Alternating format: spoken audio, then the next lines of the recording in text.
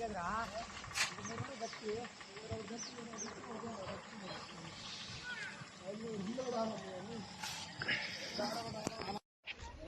ఇల్లు ఇది. మా ఇంటి పక్కన పందులు చనిపోయినాయి. దసరా ముందు రోజు చనిపోయినాయి. మున్సిపాలిటీ వాళ్ళు వచ్చారు. 4 పందులు చనిపోతే అవి తీసుకుపోయారు. పెద్ద పందులు మొత్తం తీసుకుపోలేదు. 10 రోజుల నుంచి వాసంతో అన్నం కూడా తినట్లేదు.